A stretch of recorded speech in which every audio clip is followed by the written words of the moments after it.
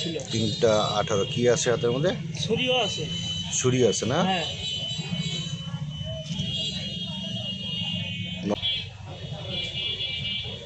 রাতে যে 3টা 19 মিনিট, এই যে যারা যারাই 3টা 18 মিনিট 27 সেকেন্ডে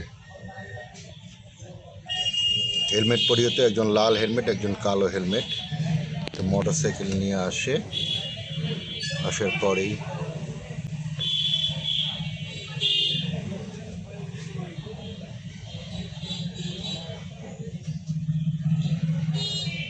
ওদের হাতে ছুরিও ছিল। 3টা 18 কি আছে হাতের মধ্যে?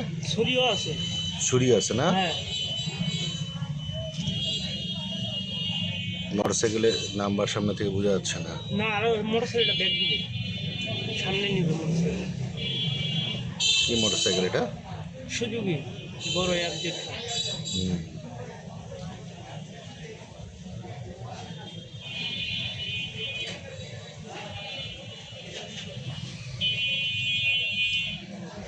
তিনটা 19 মিনিট 22 সেকেন্ড চলতেছে না? এই পাশে দাঁড়ায় আছে হচ্ছে, এটা নাইট গার্ড মনে হয় না? এই কোনে নাইট গার্ডটা দাঁড়ায় আছে। ওইটাই আর কি। ও, ওদের হাতে তো ছুরিও আছে। হ্যাঁ,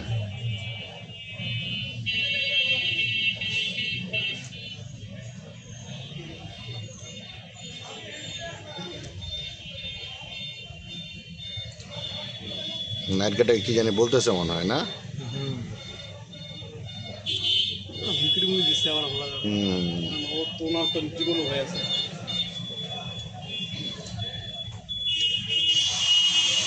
একটু বন্ধ করতে বলেন গাড়িটা।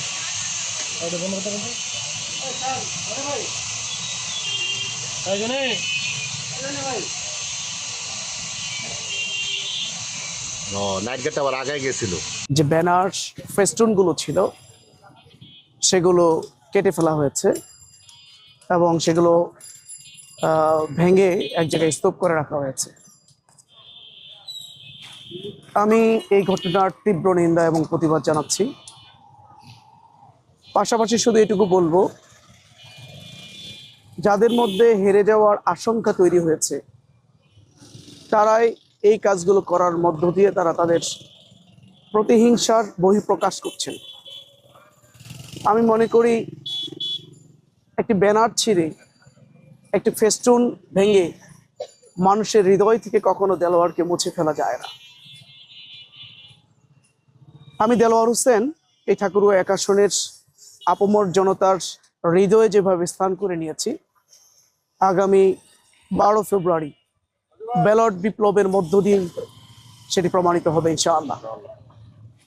আমি শুধু মনে করি হেরে যাবে তাদের হিংসা বিদ্বেষ, জিতে যাবে আমাদের ভালোবাসা।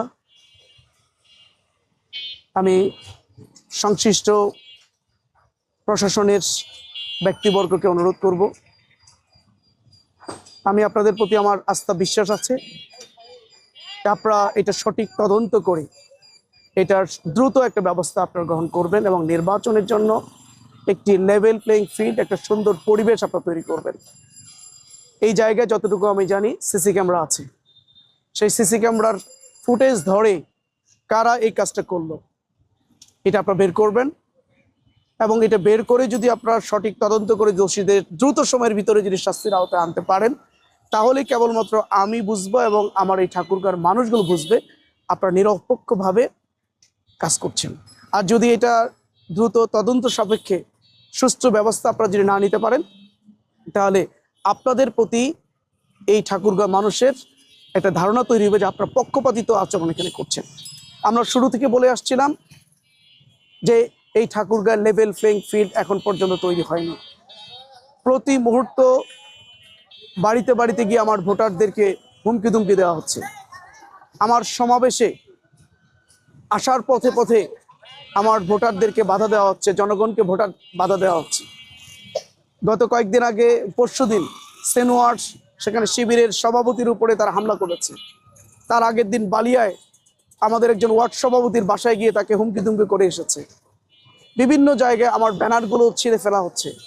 এইভাবেই প্রতি মুহূর্ত তারা হিংসা এবং বিদ্বেষ ছড়িয়ে দিচ্ছে। আমরা ধৈর্যের সাথে এখন পর্যন্ত আছি। আমরা ধৈর্য ধারণ করতে চাই এবং প্রশাসনের প্রতি আমাদের বিশ্বাস রয়েছে, আস্থা রয়েছে যে তারা দ্রুত সময়ের ভিতরে এই সকল ঘটনাগুলো তদন্ত করে এর সুষ্ঠু ব্যবস্থা তারা